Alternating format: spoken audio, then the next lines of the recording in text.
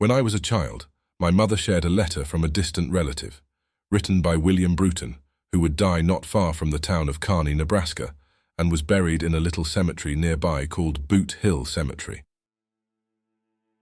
My dearest CJ, in the fading light of a Nebraska evening, I witnessed a marvel along the Platte River that I must share with you. Thousands of Sandhill Cranes descended from the sky, their ancient calls echoing across the plains, a symphony of the natural world.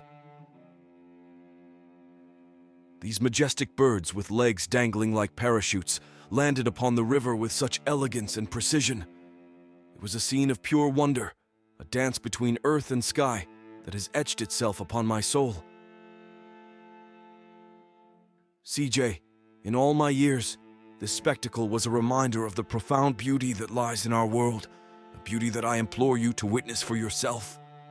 Before the sands of time elude us, you must experience this miraculous migration. It is a sight that transcends words, one that will stir your soul and remain with you until your final days. Let not this life pass without standing witness to the wonders that nature bestows upon us. This, my friend, is my plea to you. Yours, in enduring friendship, William Bruton.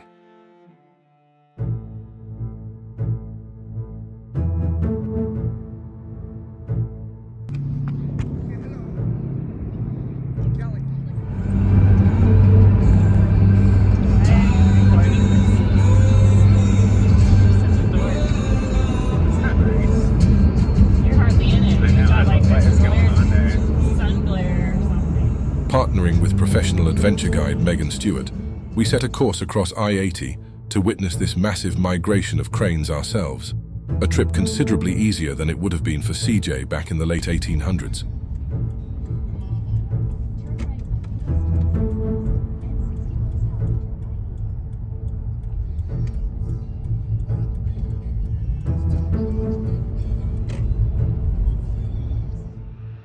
Unlucky cowboys who died at the end of the trail during the Texas cattle drive era were buried with their boots on in this early Ogallala cemetery, hence the name Boot Hill Cemetery.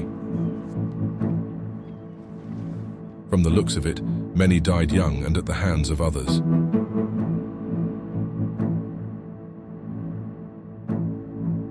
While many bodies were exhumed and reburied by their families, two key figures in this adventure remain. We paid our respects to William Bruton on our way out and said a quick hello to Michael Kearney, who played a key role in the founding of Kearney, Nebraska, our next stop.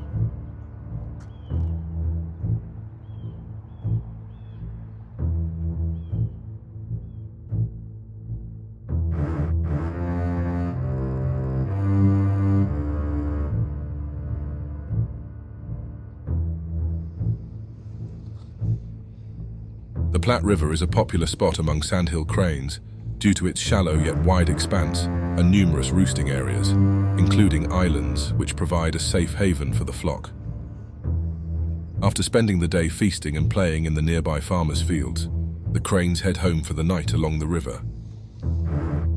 Nearly 1 million cranes take to the air in a graceful dance. Their migration is a wondrous sight, a true marvel of nature.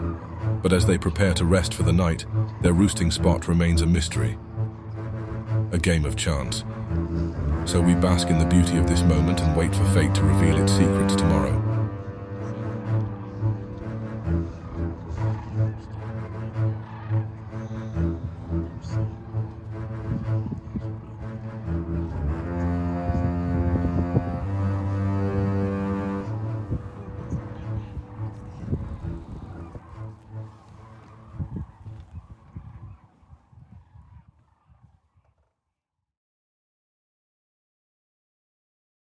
It was once written by Maya Angelou, "A bird does not sing because it has an answer, it sings because it has a song." As we wait for the song of the Sandhill Crane and anticipate their arrival at a new location, we are once again treated, this time by the sunrise from the east.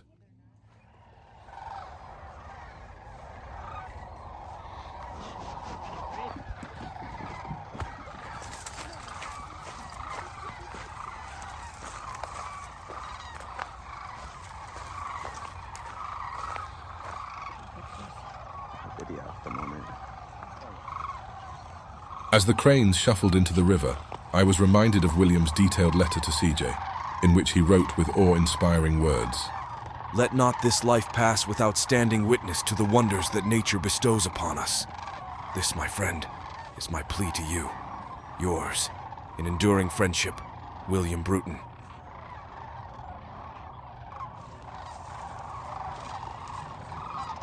We stood on the banks of the Platte River, collecting our own awe-inspiring memories, just as William had some 145 years ago.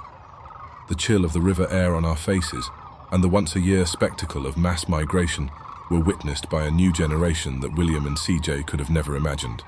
Armed with self-driving cars, telephoto lenses, iPhones, hotels and coffee shops, our modern world allows us the luxury of witnessing these once-in-a-lifetime moments every weekend if we like and capture the stories for our loved ones in 4K definition.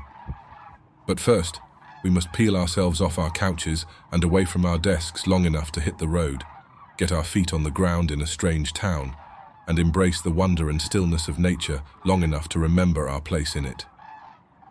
Willa Cather, the renowned author and famous Nebraska adventurer, once wrote, "The world is little. People are little.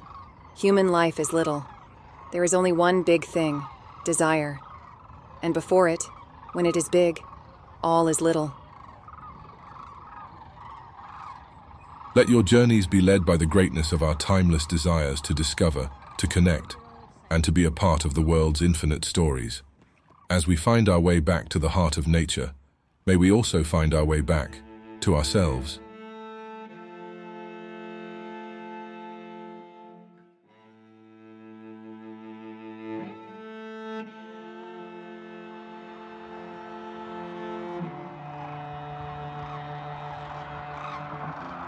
Many thanks to the Hirschberger family for their knowledge and hospitality. A very special thanks to Megan Stewart for her skill, guidance, planning, and love of adventure. In loving memory of William Bruton, who is real. CJ, on the other hand, is entirely made up, as is the letter. But let's not let that get in the way of a good story.